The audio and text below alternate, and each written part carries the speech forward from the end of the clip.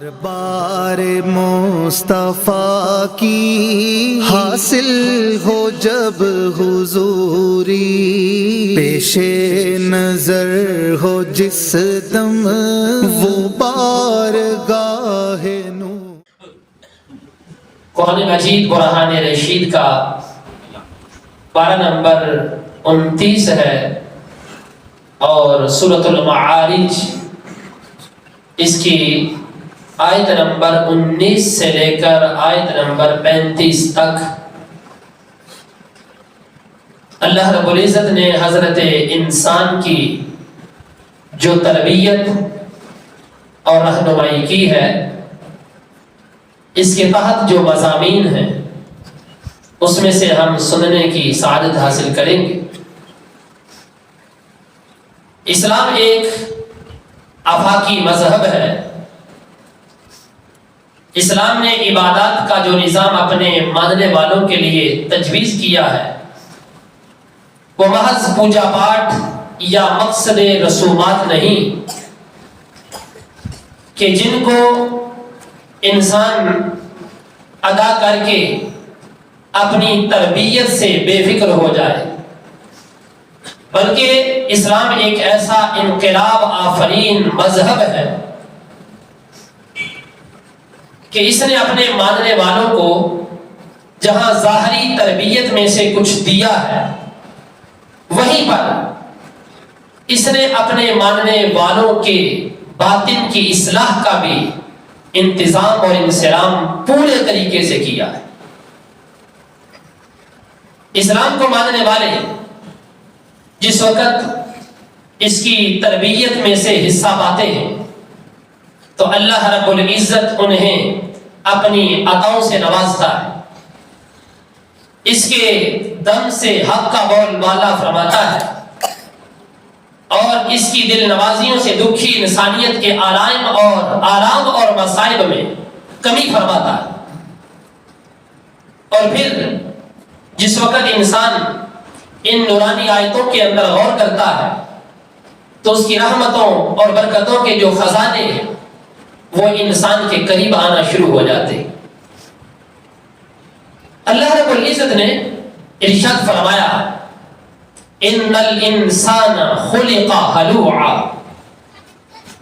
بے شک انسان لالچی پیدا کیا گیا۔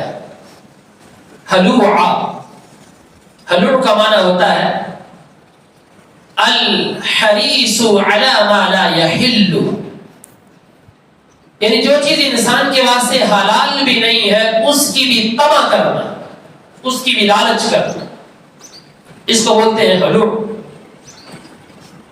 وَإِذَا مَسَّهُ الشَّرُّ جَزُوعًا، اور جس وقت انسان کو کوئی تکلیف پہنچتی ہے تو اس وقت یہ جزع فزع یعنی گھبرا جاتا ہے۔ وَإِذَا مَسَّهُ الْخَيْرُ مَنُوعًا، اور جس وقت اسے کوئی بھلائی پہنچتی ہے تو اس وقت انسان کنجوس ہو جاتا ہے۔ یہ تین باطنی مرض ہیں جو انسان کی فطرت میں اللہ تعالی نے شامل کر دیے، اور ساتھ ساتھ اللہ رب العزت نے ان تین باطنی امراض کے ذکر کے بعد 8 اوصاف بھی گنوائے جن کے اوپر جس وقت انسان عمل پیرا ہوتا ہے تو انسان کا باطن ان عیبوں سے پاک ہو جاتا ہے، ان عیبوں سے۔ سب سے پہلے ہم اس کے اوپر غور کریں گے۔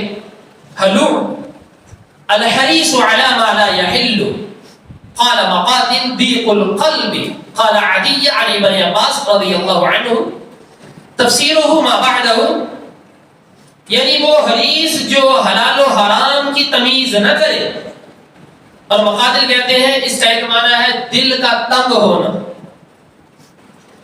اور پھر یہ جو لفظ جزوع استعمال ہوا ہے اس کا معنی ہوتا ہے، یہ مبالغہ کا صیغہ ہے، جزوع یہ جزع سے بنا ہے، اس کا معنی ہوتا ہے ضد الصبر، نقیض الصبر، یعنی کہ صبر نہ کرنا، جزع و فضا کرنا۔ اگر کوئی تکلیف آن پہنچی ہے تو بس اوثان کا خطا ہو جانا، ہاتھ پاؤں کا پھول جانا، اور پھر جو منہ میں آیا وہ کہہ دینا، حتیٰ کہ باری تعالیٰ کے اوپر بھی شکوہ و شکایت جڑ دینا۔ اور بعض اوقات تو ایسے بھی ہوتے ہیں کہ لوگ گھبراہٹ کی وجہ سے کلمہ کفر تک بھی بول دیتے، اس کو جذور کہا جاتا ہے۔ اور پھر انسان کی فطرت میں یہ چیز بھی شامل ہے کہ جس وقت پاس نہیں ہوتا تمنا کرتا ہے کاش ہو تو یہاں بھی دوں گا، وہاں بھی لا الہ الا اللہ خرچ کروں گا، اور فلاں کی مدد بھی کروں گا، فلاں کے ساتھ بھی بھلائی سے پیش آؤں گا، یعنی ساری تمنائیں ہوتی ہیں۔ وَإِذَا مَسَّهُ الْخَيْرُ، اور جس وقت اللہ تعالیٰ عطا فرما دیتا ہے بھلائی، منوعا، ساتھ ہی کنجوس ہو جاتا ہے، منوعا، ہاتھ روک لیتا ہے۔ یہ انسان کے اندر تین باطنی عیب ہیں، حلوع، جزوع اور منوع، یعنی کہ کنجوسی، بخل۔ اللہ رب العزت نے قرآن مجید برہان رشید کے اندر ان تین عیوب کے گنوانے کے بعد فرمایا، ہاں ہاں یہ جو عیب ہے ان سے تمہیں چھٹکارا مل سکتا ہے، لیکن یہ ہے الا المصلین الذین هم علی صلاتهم دائمون، جو لوگ نماز پڑھتے ہیں اور نماز کے اوپر دوام یعنی ہمیشگی اختیار کرتے ہیں، ان کی کم صرفی اور کنجوس ہونا یعنی کنجوسی والا پن، اور اس کے ساتھ ساتھ جزا و فضا، یہ چیزیں انسان سے اللہ تبارک و تعالیٰ دور فرما دیتا ہے۔ دوسرے لفظوں میں آپ یوں کہہ سکتے ہیں کہ نماز پڑھنے والا آدمی اور نماز کے اوپر مداومت اور ہمیشگی کرنے والا آدمی وہ کبھی بھی بدحواس نہیں ہو سکتا اور کبھی بھی کنجوس اور بخیل نہیں ہو سکتا، لیکن شرط یہ ہے کہ دائمون کے زمرے میں آئے۔ دائمون کیسے کہتے ہیں ذرا یہ بھی سن لیجیے۔ ابو الخیر کہتے ہیں اذ المراد من الدوام دوام الحضور، دوام سے مراد ہے دوام الحضور۔ دوام الحضور کا معنی یہ ہوتے ہیں کہ انسان جس وقت اللہ کی بندگی کر رہا ہو اس کا قالب جسم اگر رب کی بارگاہ میں حاضر ہے تو اس کا قلب بھی رب کی بارگاہ میں حاضر ہو، یعنی جسم و جان سے، دل و جان سے رب کی عبادت میں مصروف ہو، اسے بولتے ہیں دائم۔ ایسا نہیں ہے کہ نماز مسجد کے اندر پڑھ رہا ہے لیکن خیالات اور تفکر کا دائرہ مسجد سے باہر ہے۔ الا المصلین الذین هم علی صلاتهم دائمون، وہ لوگ جو اپنی نمازوں کی پابندی کرتے، دوام اختیار کرتے ہیں، مداومت اختیار کرتے ہیں نمازوں کے اوپر۔ حضرت عبادہ بن صامت رضی اللہ تعالی عنہ آپ فرماتے ہیں کہ رسول اللہ صلی اللہ علیہ وآلہ وسلم نے ارشاد فرمایا 5 نمازیں اللہ تعالیٰ نے اپنے بندوں پر فرض کی، 5 نمازیں، جس نے اچھی طرح وضو کیا اور وقت میں نمازیں پڑھی اور رکوع و خشوع، یعنی رکوع کا مطلب نماز کا ظاہر اور خشوع کا مطلب ہے بندے کا باطن۔ جس نے نماز پڑھ رہا ہو تو ظاہری حیت بھی ٹھیک ہونی چاہیے اور خشوع دل بھی بندے کا حاضر ہو، یعنی دل و جان سے بندہ حاضر ہو، تو رکوع و خشوع کو بھی پورا کیا تو اس کے لیے اللہ تعالیٰ نے اپنے ذمہ کرم پر عہد کر لیا ہے کہ اس بندے کے واسطے بخشش کا سامان ہے، یعنی اس کے واسطے اللہ کی بارگاہ سے بخشش کا مجدہ ہے کہ اس کو بخشش کی نوید سنائی جائے گی۔ ام المؤمنین سیدہ عائشہ رضی اللہ عنہا دوسرے مقام پہ فرماتی ہیں نبی پاک علیہ الصلوۃ والسلام نے فرمایا اللہ فرماتا ہے میرے بندے کا میرے ذمہ کرم پر عہد ہے کہ اگر وہ وقت میں نماز قائم رکھے تو میں اسے عذاب نہیں دوں گا، بے حساب جنت میں داخل کروں گا۔ یہ ہے الذین هم علی صلاتهم دائمون کا معنی۔ میں ذرا اس مفہوم کو تھوڑا سا کھولنا چاہوں گا۔ نبی محترم صلی اللہ علیہ وآلہ وبارک وسلم کی ایک حدیث پاک امام بخاری نے بھی لکھی ہے، امام مسلم نے بھی لکھی ہے۔ یاد رکھنا کہ جو حدیث بخاری کے اندر بھی ہو، مسلم کے اندر بھی ہو، اس کو متفق علیہ کہا جاتا ہے۔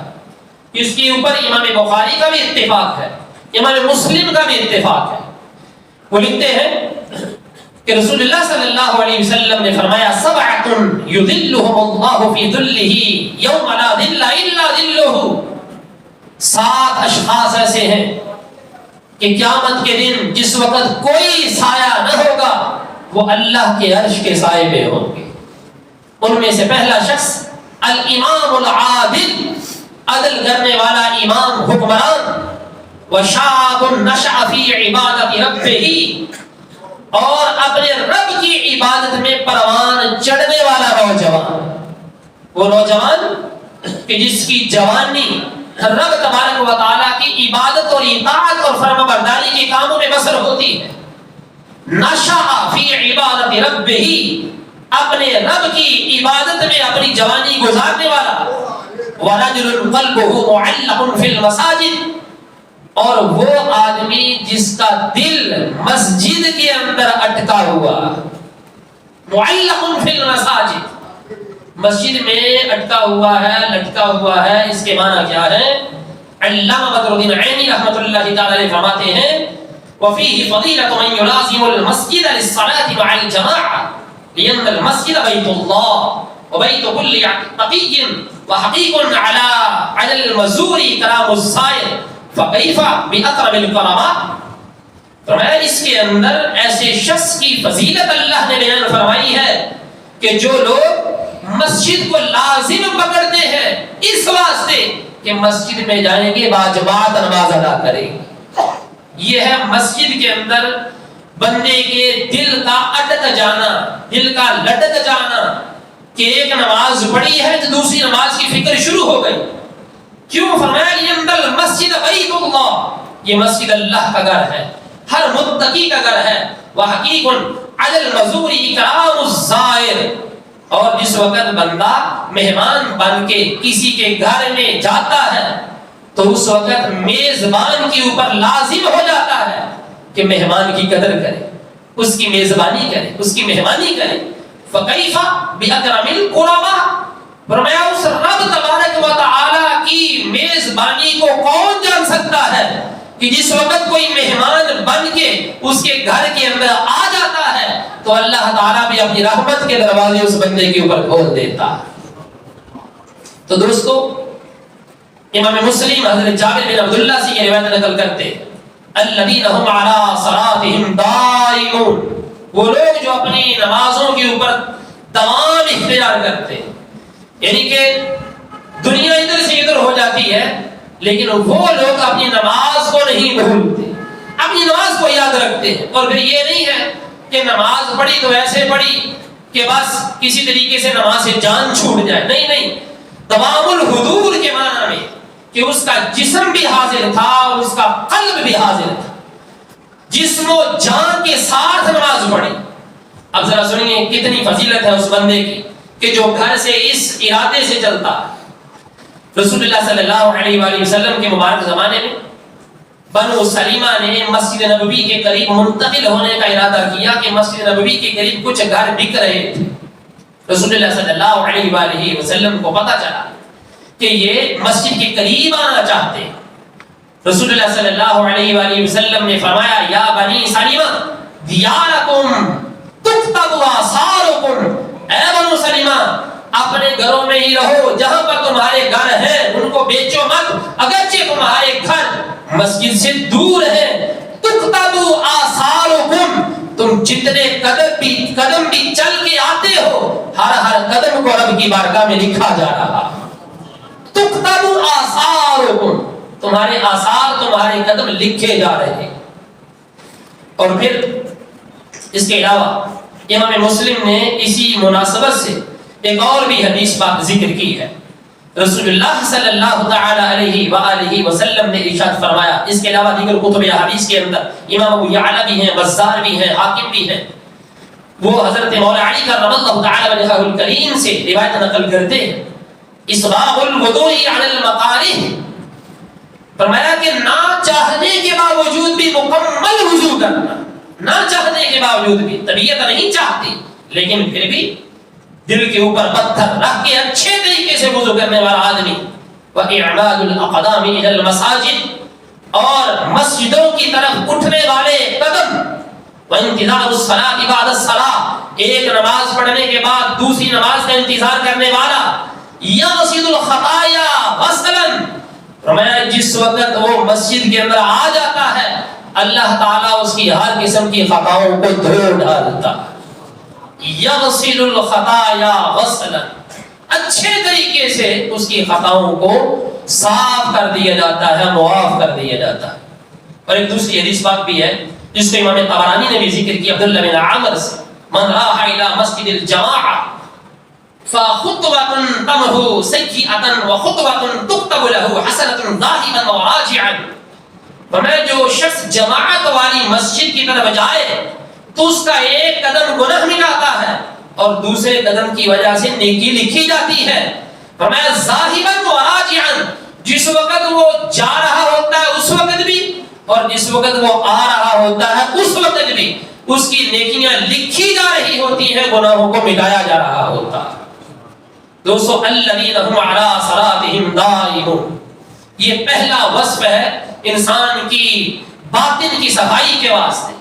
اور پھر فرمایا والذین فی اموالہم حق معلوم، وہ لوگ جو اپنے مالوں کے اندر معلوم حق رکھتے ہیں، للسائل، سوال کرنے والے کے لیے بھی، والمحروم، اور ایسا آدمی جو حقدار تو ہے لیکن اپنی خودداری کی وجہ سے اپنے پیٹ کا داغ کسی کو دکھاتا نہیں، دستے سوال دراز نہیں کرتا، ایسے لوگوں کے واسطے بھی جو لوگ اپنی کمائی کے اندر معلوم حق رکھتے ہیں، اللہ تعالیٰ ان غریبوں، ان مسکینوں، محتاجوں کی، تنگ دستوں کی خدمت کی وجہ سے انسان کے باطن کو صاف فرما دیتا۔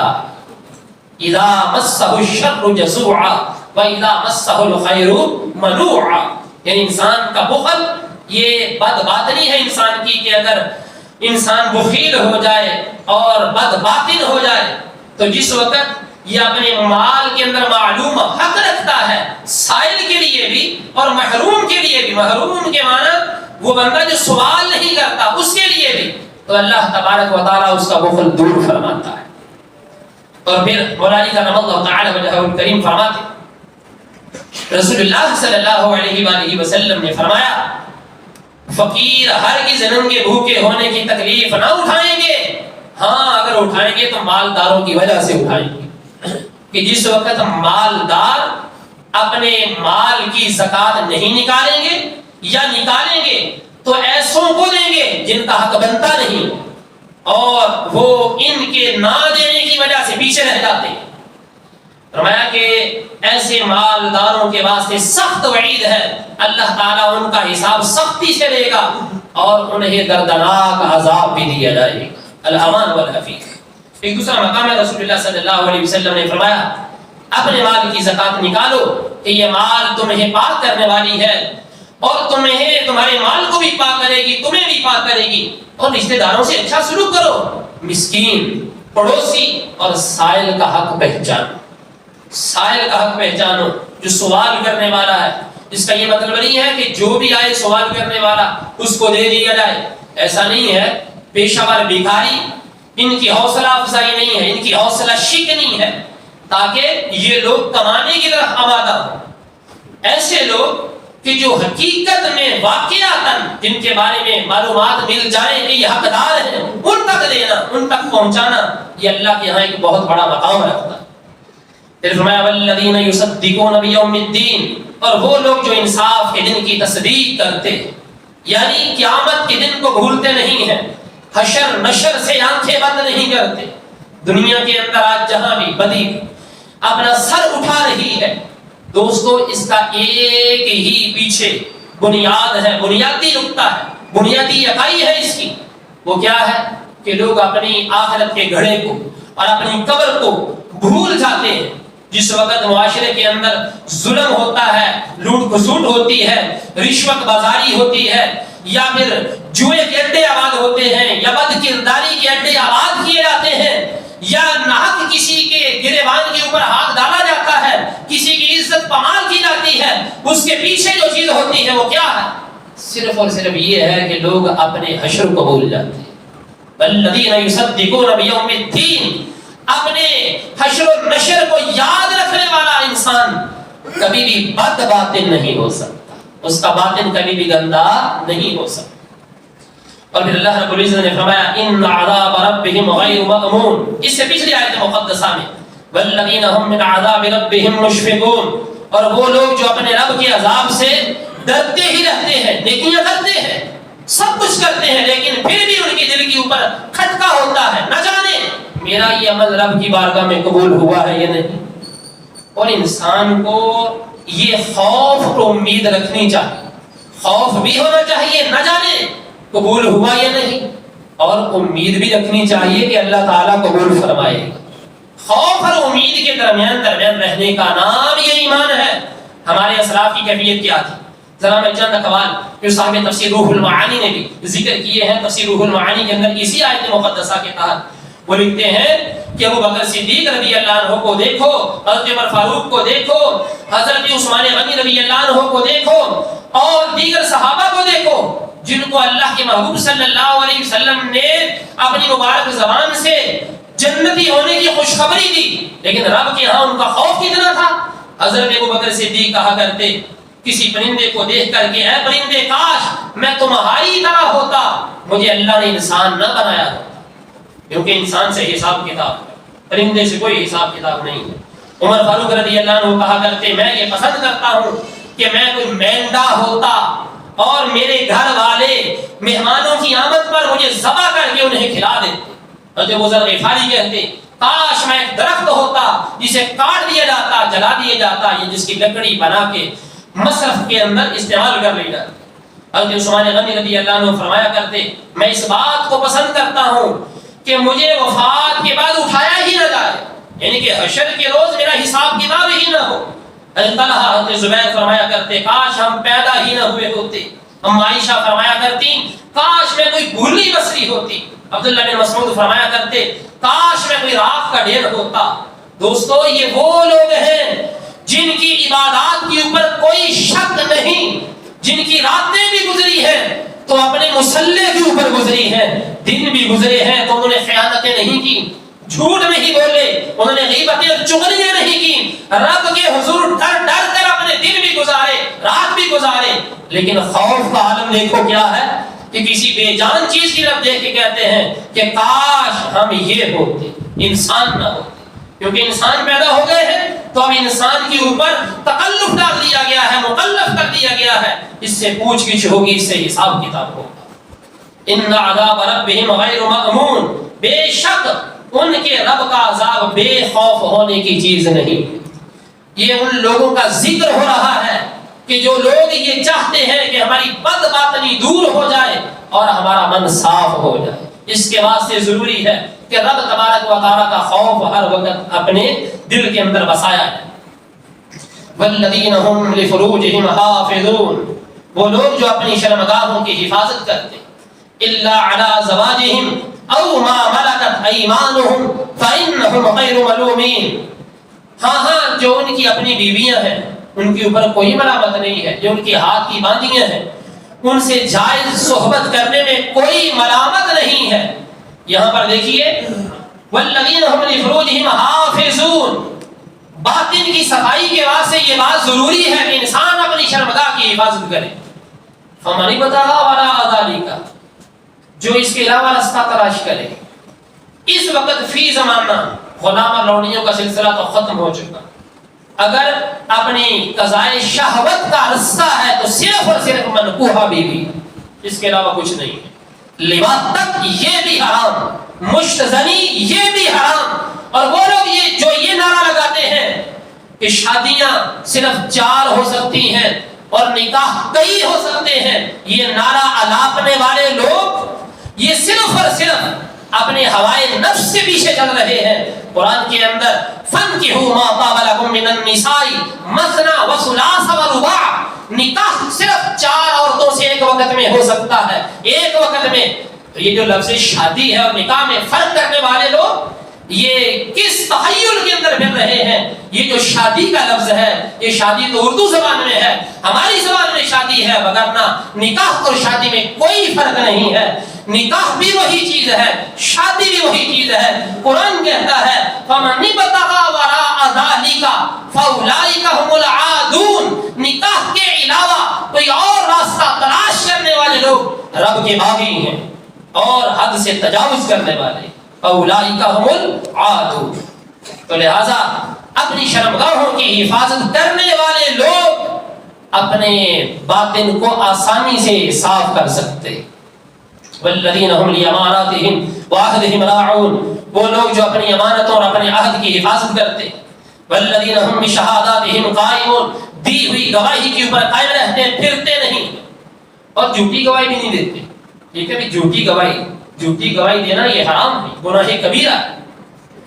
اور جو بندہ جھوٹی گواہی دیتا ہے اس کے واسطے شرع کے اندر بڑی سخت وعیدیں آئی. جھوٹی گواہی کیا ہے؟ جھوٹی گواہی یہی ہے، نہ سنا ہے نہ دیکھا ہے، پتہ بھی نہیں ہے، ایسے ہی کھڑا ہو کے گواہی دے دی کسی کے بارے میں. یہ غلط طریقہ ہے. شریعت مطہرہ نے ایسے لوگوں کے واسطے جو ہے بہت سختی سے کام لیا ہے اور بہت سختی سے ایسے لوگوں کی سرزنش کی ہے. پھر اللہ رب العزت نے آخر پہ اسی رکوع کے آخر پہ فرمایا والذین هم علی صلاتهم یحافظون. دیکھیے ذرا شروع سے میں دوبارہ یہ پڑھنا چاہوں گا تاکہ یہ مضمون پورا ہو جائے. اللہ رب العزت نے فرمایا ہے کہ انسان کے دل کے اندر 3 بری خصلتیں ہیں. ایک تو یہ ہے کہ یہ لالچی ہے، دوسرا یہ ہے کہ سخت گھبرانے والا ہے، تیسرا یہ ہے کہ یہ بخیل اور کنجوس ہے. ہاں یہ تینوں عیب دور ہو سکتے ہیں تب جس وقت یہ نماز اچھے طریقے سے پڑھے گا، جس وقت اپنے مال سے واجب صدقات ادا کرے گا، جس وقت یہ قیامت کے دن کو یاد رکھے گا، جس وقت اللہ کے عذاب سے ڈرے گا، اپنی شرمگاہ کی حفاظت کرے گا، امانت اور عہد کی پاسداری کرے گا، صدق اور انصاف کے ساتھ گواہی کے اوپر قائم رہے گا. اور پھر فرمایا کہ والذین هم علی صلاتهم یحافظون، اپنی نماز کے اوپر محافظت کرنے والے. دیکھیے پہلے دائمون کے لفظ پھر یحافظون کے لفظ. یہ پہلے دائمون پھر یحافظون، پہلے بھی نماز کی بات بعد میں بھی نماز کی بات. یہ کیا حقیقت ہے؟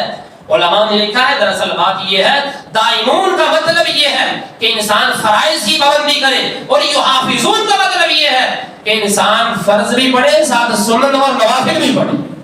یہ دیکھیے دائمون اور یحافظون کے اندر کتنا فرق ہے. وہ لوگ جو کہتے ہیں لو جی تسی عشاء کی نکاح 17 کہنے ٹوٹل رکھتے ہی 17 ہیں، 5 نمازوں کی رکھتے 17 ہیں. یہ نعرہ الاپنے والے لوگ یحافظون اور دائمون کے اوپر غور و تفکر کیوں نہیں کرتے؟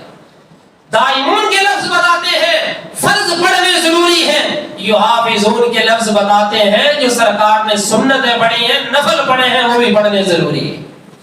پھر جس وقت یہ اوصاف بندہ بناتا ہے دنیا میں بھی سرخرو ہوگا. اللہ فرماتا ہے اولئک فی جنات مکرمون. اللہ رب العزت جنتوں کے اندر بھی ان کی تکریم فرمائے گا، جنتوں میں ان کی عزت کی جائے گی، تکریم کی جائے گی اور ان کو اعلیٰ مقام دیا جائے گا. دعا ہے اللہ رب العزت ہم سب کو قرآن و سنت کے فہم کی برکتوں سے مالا مال فرمائے.